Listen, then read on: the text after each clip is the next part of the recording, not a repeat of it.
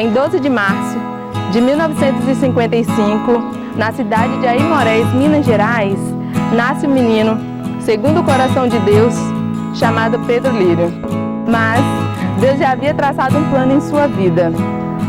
Filho de Antônia Lírio, nascida em 1925, na cidade de Timbuí, casada com Oswaldo Lírio, em 19 de setembro de 1946, tiveram 6 gestações com filhos mortos.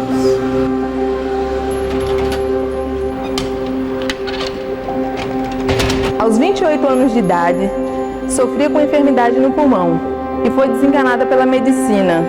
Nesse mesmo período, estava grávida do seu 6º filho, que nasceu morto. Época muito difícil, porque não tinha tratamento hospitalar. No leito, ela chorava muito com medo de contaminar sua família. Certo dia, na passagem de um trem, às 20 horas, jogaram um folheto para ela em que estava escrito: "Vinde a mim, todos os que estáis cansados e oprimidos, e eu vos aliviarei." A partir daí, ela orou ao Senhor e disse: "Se o Senhor tiver misericórdia de mim e me curar, eu te servirei todos os dias da minha vida." Deus operou o milagre. Certo dia, ela teve um sonho em que Deus ia lhe conceder um filho vivo, que se chamaria Pedro. Passando algum tempo, ficou grávida. No dia 12 de março de 1955, nasce um menino chamado Pedro, já morto. Na tentativa de salvar a mãe, tiraram a criança, colocou em uma pedra. Segundos depois, houve-se um choro e começou todo aquele alvoroço. E ela falou: "É o Pedro." Jesus cumpriu a promessa, mesmo nascido morto, Jesus deu a vida a Pedro. Falar de Pedro para mim, falar como um amigo. Pastor Pedro para mim sempre foi um exemplo de pessoa. Aprendi muito com o pastor Pedro. Começamos juntos na empresa Companhia Vale do Rio Doce no ano de 75. Ali aprendi que a gente tem que ouvir mais e falar menos. Um fato interessante é que na escola dominical, todos os anos, a partir do momento em que eu comecei a frequentá-la, nós empatávamos em primeiro lugar. Era assim, nunca tinha segundo lugar entre nós dois. Eles tinham que, quem quisesse disputar com a gente era em primeiro lugar e poderia tornar-se em 3, mas sempre nós dois em primeiro lugar. A vida inteira, da nossa infância, adolescência, juventude, fomos batizados com o Espírito Santo no mesmo dia. Sempre me espelhei muito nele, sempre admirei como pessoa, como pastor. Eu admirava todas as suas qualidades. Como um jovem, ele líder da mocidade. E num encontro de jovens, numa reunião, eu encontrei numa livraria um livrinho, O Amigo, e eu dei esse livrinho para ele. E até então, digo, hoje sinto saudade daquele tempo. Ele era uma pessoa de conselho, firme. Ele falava pouco, mas tinha prudência, tinha pulso em sua administração.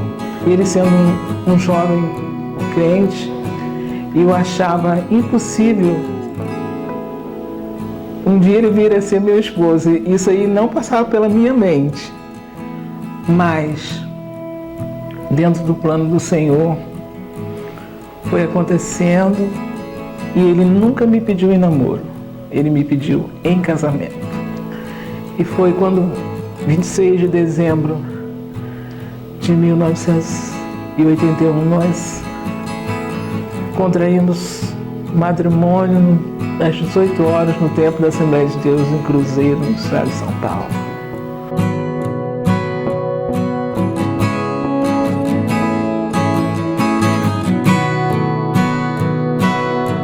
Que quando eu retornei, para o campo de Alto Laje.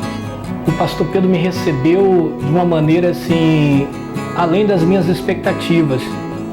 A alegria, a sinceridade, e me ajudou muito. E na hora de vir para Alto Laje, esse meu retorno para Alto Laje, uma das coisas que mais pesou para mim foi justamente a pessoa do pastor Pedro. Quando nós tivemos uma festa aqui em Alto Laje, e quem estava pregando era o pastor José Vieira, o pastor presidente da Assembleia de Deus de Aimorés, também de saudosa memória. E durante um culto, durante o momento daquele culto, ele falou para mim: eu vou me batizar agora. O Pedro falou. Eu falei: meu Deus, eu não posso pedir também, porque a gente sempre faz as coisas juntas, né? Eu falei: eu não posso pedir também, porque vão dizer que eu estou sendo influenciado. Mas eu fui buscar roupa para ele, ele nem imaginava que ele seria batizado nas águas. Ele pediu isso no momento de que aconteceria um batismo. Isso aí me marcou, eu comecei a chorar em casa, pegando as roupas dele, chorava, queria fazer a mesma coisa. Aprendi muito com ele que a gente tem que estar sempre preparado para um dia encontrar-se com o Senhor, que ninguém nasceu para viver para semente. Então, vivemos hoje como que o Senhor volte hoje para nos arrebatar. Então, para mim, ele marcou muito, eu mesmo senti muito, foi uma pancada muito grande para mim. Cuidava sempre da doutrina, ele tinha sempre aquela palavra amiga, tratava de um assunto, disciplinava, mas sempre com amor. Como pai, melhor pai,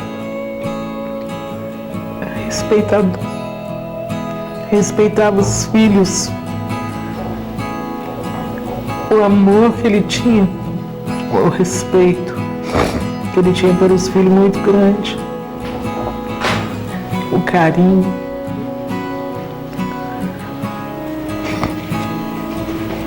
Ele tratava as crianças para não perder o olho, dando a comida na boca, brincando para que não saísse sem se alimentar.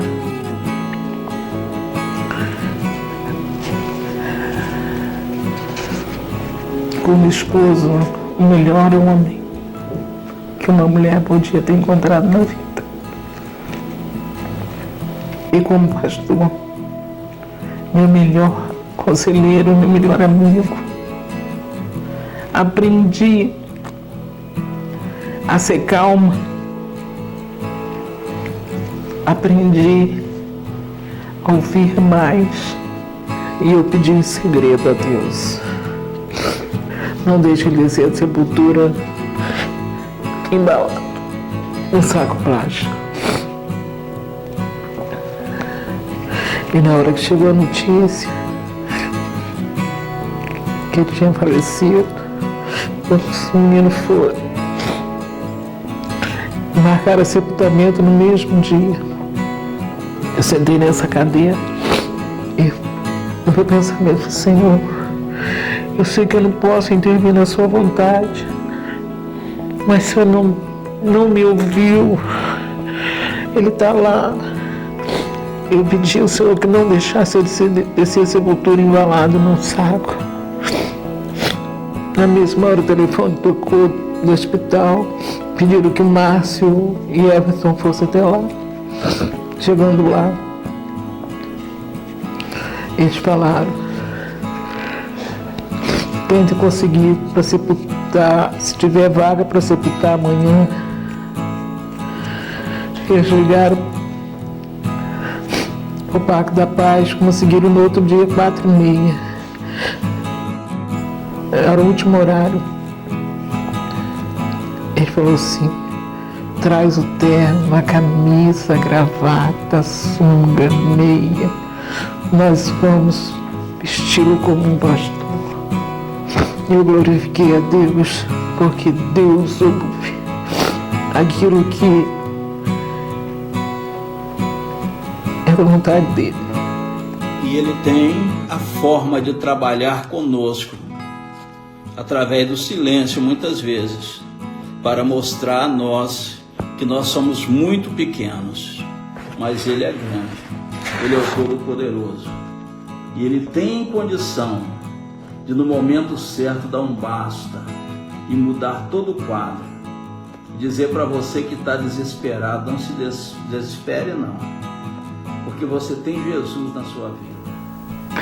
Palavras como o pastor é da igreja, mas a igreja não é do pastor, ou eu não quero ficar um dia além do que Deus determinou diante da igreja, marcaram a história de um dos homens mais incríveis que nós conhecemos no ministério pastoral no estado do Espírito Santo.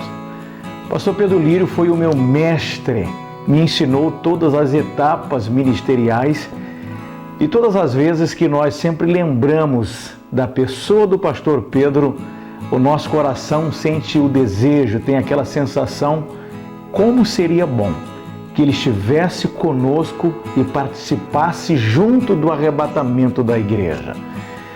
Mas os planos de Deus são diferentes dos nossos. O pastor Pedro, através dos seus ensinamentos, nos ensinou a viver de forma pacífica, pois ele foi um pastor sábio, com sua sabedoria e com sua inteligência, ele pastoreou a todos com o mesmo carinho. O pastor Pedro nos ensinava até mesmo no silêncio.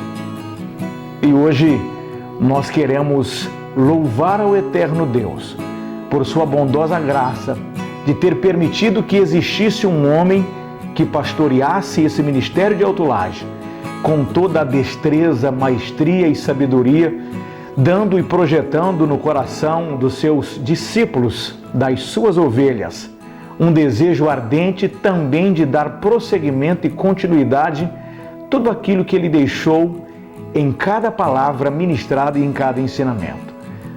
E eu costumo dizer que uma das tarefas mais difíceis que recebi de Deus foi dar continuidade a um ministério de um homem que, de uma forma incrível, pastoreou com todo o exemplo, sendo um homem do qual o nosso coração tem sempre o desejo e a certeza de que um dia nos encontraremos e um dia nos abraçaremos e poderemos recordar de todas as bênçãos que o Senhor Deus prometeu, da qual ele já alcançou.